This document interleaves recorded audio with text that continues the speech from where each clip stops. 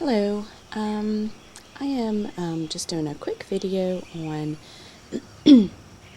my chicken coop that my husband built. It's not bright and shiny and new anymore. We actually built it the summer of 2010 and went and picked our chickens up Labor Day that year. So it's been in use for 3 years now. So she's actually held up really well, and I still love it. There really isn't anything I would change about it. Right now I'm standing on my back porch looking at the coop. As you can see, the girls actually free range the yard, and it's a nice big yard. Lots of green, lots of space, places to take shade and dirt bathe and all the things that chickens like to do. So here we go. We will go look at the coop. It is 6 feet wide with the attached run. And with the additional space under the coop itself, I think the total run space comes to 16 feet. I think the run extension is 12, and the coop itself is 4 feet wide. I could be wrong, but that's approximate. So here we go. We'll do the outside first. Most of the main structure of the coop, we already had materials kind of laying around, so we didn't spend that much on that. It's starting to rain. And we bought most of the rest we had to buy new. The roof is that, I can't remember what it's called, but it's like a corrugated plastic roofing. You can buy it at Lowe's, Home Depot, whatever, and that has held up very well. I'm actually going to go inside because I'm getting rained on and fogged up. Boy.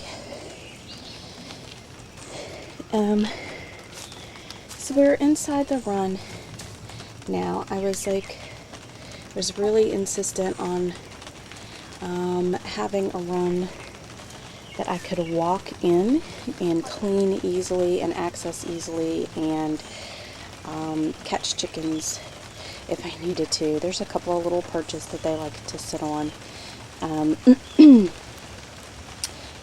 That is just sort of extra water. Their actual main water is way across the yard where my water hose is. It's easy to fill up, and this is just kind of something a little extra. You can see little pits where they come in and they like to dust bathe down here. And if we turn around, there is the main structure of the chicken coop. It is elevated with a ramp. Again, that gives them that extra space underneath, and gives them an extra place to take cover in inclement weather. The food hangs there, and honestly, unless we have like hurricane force winds, it stays very dry. I used to have the food and water hanging together, but the food got in the water and the water got in the food, and it was a mess, so the water is now out here sitting on a crate. There's a little trap door that's just operated by a little pull string, and I made it so that there's a little pulley system that goes up and over and to the outside of the coop. So we can leave the big door closed, and I can let the chickens in and out without having to go in and out of the run, which is very convenient. Let's see. I think that's it. We'll take a quick peek inside the coop from this direction since it is raining, and I'm gonna get wet. I just cleaned it out, so it looks really nice. Harriet there is actually broody. She's not laying an egg. She's bad. And that little girl over there is either Rocky or Superstar, but she looks exactly like her sister, so I don't know which one she is. So nest box, 2 chickens, and let's see if I can go outside without getting too wet. Again, there's the little pulley system for the door, and it goes up and to the outside of the coop, and attaches there. So there's one next box. I made them external for, again, easy access. I just come in here and lift the lid up and collect my eggs, and that's that. So we'll come to the outside. I'm getting wet. So this is from the other end. There's the other nest box over on that side. I do have ventilation windows that prop open. They are covered in the hardware cloth. Oh, and by the way, the run itself, after all the information that I read about predators and stuff, we wrapped the bottom in the hardware cloth, and the top part is just some kind of livestock fencing. I can't remember what it's called, but the bottom is like 1/4 inch or 1/2 inch, I think, hardware cloth to keep them nice and protected.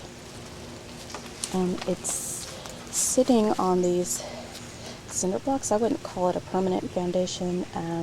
My husband put the cinder blocks just to keep everything level and stable. So it's not attached to the cinder blocks. And we actually had a tornado come and catch it just right, and it blew the coop that way over into the fence. The entire thing blew over, but she held up, and we just tipped it back, and everything was fine. So okay, so this is the main structure of the coop. I made huge clean out doors for my convenience, and they just latch here.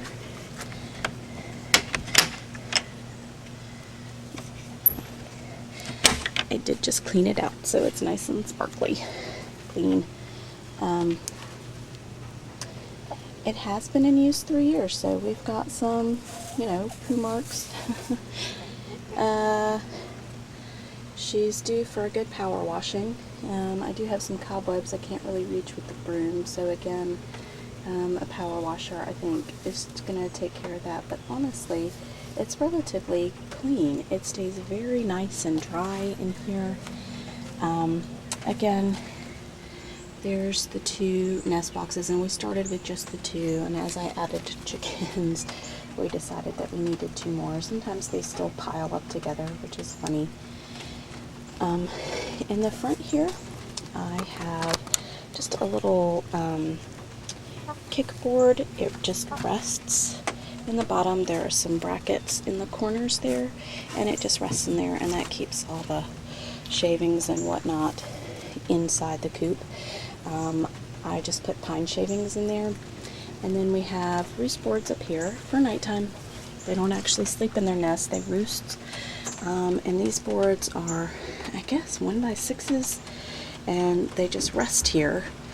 They're not attached in any way, so I just lift them out and hose them off every couple of days. And that's where they sleep at night. They just line up, boop, boop, boop, across the roost boards, and they're quite happy. So that's pretty much it. I use pine shavings, and every couple of days I'll do a spot clean and just kind of scoop up some poops, and I'll spray the boards off. And then, I don't know, maybe once every 3 weeks or so, I go ahead and I bring my wheelbarrow over, and I scoop all the shavings out. They go in the compost, and I put new in, which is what I did today. So it smells fresh, it looks fresh, beautiful. So we're going to close this back up and let her lay her egg. I've been interrupting her all morning. She's getting kind of mad at me.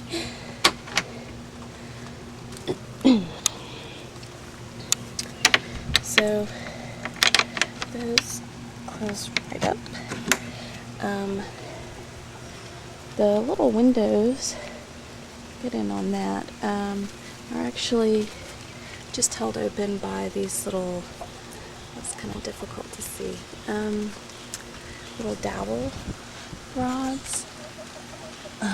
So you lift it up and that comes down, and you lift it up and put the dowel rod back in place. So when those are closed in the winter, it really is quite warm and cozy. Now, having said all this about predators and keeping them safe and all that kind of stuff, I'm going to go back inside the coop because I'm getting rained on. This wonderful door that I made my husband get, and the wonderful people door that he did.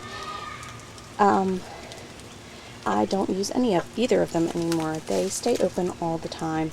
When I first got them, I was very sort of vigilant about keeping them closed once they cooped up at night, and keeping them safe. And then I thought, well, nobody's tried to get in, so I'm gonna pause. Okay, so where was I? Yeah, so I would close the main door and leave this one open, and that way they could let themselves out in the morning and get their food and water, and they could just stay in the run until I was able to get out here and let them out. And then after that, I started to that is my speckled Sussex. I don't know if that's Fuji or Etna. Can't tell them apart either. So I just started to leave this door open too, and you know, they're elevated and fairly secure. It's a teeny tiny opening. I have not had any indication of any kind of critter trying to gain entry into there. So yeah, and I've been doing that for about probably 2 years now, and we haven't had a problem. They've been fine. So my husband jokes me that he built this big, huge, nice run, and it doesn't really get used. But as you can see, it does. Their food is still here. They dirt bathe in here. They take cover in here. You can see everybody's kind of hanging out because it's raining. So we'll take a little trip across the yard. They do free range during the day. They are able to access the whole yard. It's fenced in. A couple of them are naughty and jump over. That's Katie, best dog that ever lived. This way I have a screened-in back porch, and they love to go under there. And I would allow them full-time access, except that they tend to go way in the back corner and lay their eggs. So we keep it blocked off, and then if we have like hurricane, stormy, or snow, I let them go under there. It is really, it's warm and cozy and dry, and they love it under there. So if the weather does get really bad, I let them, hello girly, if the weather gets really bad, I do let them under the porch. I just can't do it all the time because they will lay their eggs under there, and I have to send my kids in to retrieve the eggs from the way back corner. And this is the other side of the yard. Again, this is where the water hose is. So this is where I keep their main waterer, and I don't have to tote it across the yard. So it's one of the 3-gallon doodads. Sometimes I fill it twice a day in the summer because it does actually get hot. Those are my compost bins, and again, I just cleaned the coop out, so all the shavings are in there. That's our garden. Looking a little rough and weedy. And then if we turn around, that is the other view of the yard. So they have all of this lush green space to forage and wander and eat bugs and whatever. So that is my coop. Hope you enjoyed it, and bye and have a nice day.